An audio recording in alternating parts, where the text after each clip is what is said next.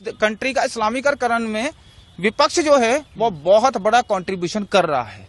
कह रहे हम तो ऐसा कुछ करना नहीं है हमारे, तो ना मैनिफेस्टो में ना कुछ है, ये तो मोदी जी को डर लग रहा है, हार के डर के चक्कर में, ध्रुवीकरण के चक्कर में सारी चीजें हो। अच्छा, इनको लगता है मोदी जी ने ये सब किया है, ठीक है।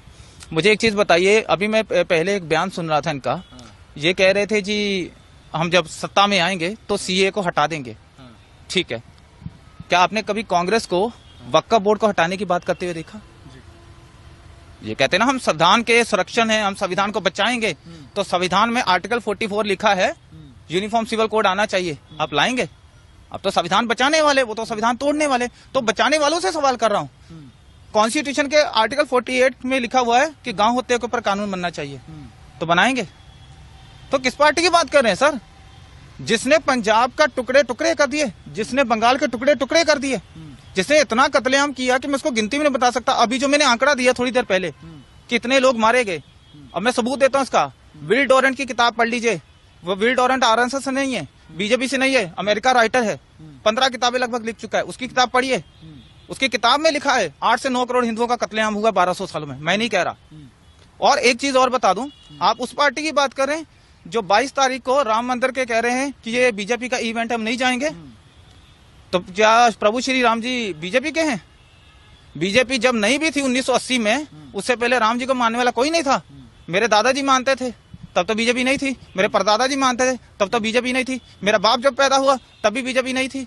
तो वो तो सारे राम राम करते आ रहे हैं। तो क्या बीजेपी के सिर्फ राम जी है? और हाँ, विरोध करें भी क्यों ना, ये तो वही पार्टी है ना जिनके पहले प्रधानमंत्री पंडित जवाहरलाल नेहरू 19 सितंबर, डेट बता रहा हूं, ध्यान से सुन लीजिएगा, 19 सितंबर 1959 को बाबर की दरगाह के ऊपर गए थे अफगानिस्तान सिर झुकाने के लिए।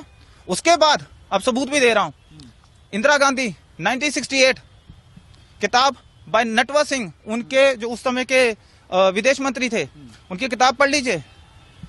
आई थिंक किताब का नाम है one life is not enough. उस किताब के अंदर एक पैराग्राफ है, उस पैराग्राफ के अंदर इंदिरा गांधी के बारे में उन्होंने क्या लिखा कि जैसे वो बाबर की दरगाह से, दरगाह नहीं बोलूंगा, उस कब्र से जैसे वो झुक के आई, तो उन्होंने एक इंग्लिश में लाइन बोली, वो क्या था? I have had the brush with our history. इसका हिंदी में अनुवाद कर देता हूं। इसका मतलब है कि आज मेरा सामना मेरे इतिहास से हुआ। कौन से इतिहास से बात कर रहे हैं? आपका बाबा से क्या लेना देना है? फिर 1976 के अंदर इंदिरा गांधी और राजीव गांधी फिर गए, और उसके बाद 2005 के अंदर ये राहुल गांधी दोबारा से बाबर के उस टॉम पे गए। तो इनकी 4 जनरेशन बाबर के सामने झुक चुकी हैं, लेकिन इनकी 4 में से एक भी जनरेशन का एक भी बंदा आज तक अयोध्या नहीं गया। और किस ये अभी बात कर रहे हैं, 2007 में एफिडेविट दिया था इन्होंने कोर्ट में कि राम एक काल्पनिक पात्र है, राम का कोई वजूद नहीं है। किसने दिया था? इसी पार्टी ने दिया था ना। शर्म आनी चाहिए उन लोगों को जो आज इनको वोट डालते हैं। आज हिंदू, सॉरी टू से, सच्चाई बोलना, मैं खुद हिंदू, लेकिन को बोलूंगा वही जो सच है। मैं किसी को इंप्रेस करने के लिए नहीं बोलता। क्या ये सच नहीं है कि दारू की बोतल के लिए, 500 के नोट के लिए आज हिंदू बिकता है? फ्री बिजली दे दो, फ्री पानी दे दो, फ्री सिलेंडर दे दो, खाने को फ्री दे दो, बस बिक जाता हूँ। वोट जहां बोलोगे डाल दूंगा। उसको राम से नहीं लेना था। ये सबसे बड़ा कारण है। 35,000 मंदिर टूटे हुए हैं और इनको क्या चाहिए? उसके ऊपर मस्जिदें खड़ी हैं। तो प्रधानमंत्री को क्यों आवश्यकता पड़ी ये सब बताने की? सर, लोगों को भी पता है, और बताने की जरूरत इसलिए पड़ी क्योंकि जब श्रद्धा के 35 टुकड़े हुए थे, लोग भूल गए। जब बदायूं में 2 बच्चों का कत्लेआम हुआ, छोटे छोटे बच्चों का, जिनको शायद दुनिया का भी नहीं पता, लोग भूल गए।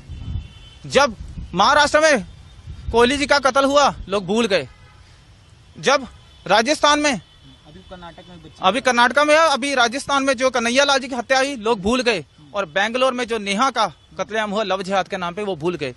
भारत के लोगों की यही बड़ी प्रॉब्लम है सर, मर भी जाते हैं, भूल भी जाते हैं। और इनको याद दिलाने के लिए किसी ना किसी को तो बोलना पड़ेगा, ताकि इनके उस मरे हुए जमीर को जगाया जा सके और इनको याद दिलाया जा सके कि ये वजूद की तुम्हारी आखिरी लड़ाई है। अगर अब नहीं जागे तो बेटा ये याद जरूर रखना कि वो दिन दूर नहीं है जब तुम लोग एक इतिहास की किताबों में से पढ़ाए जाओगे, तुम्हारा कोई वजूद नहीं बचेगा। और इसका एक इंपॉर्टेंट पॉइंट बता के खत्म कर रहा हूं।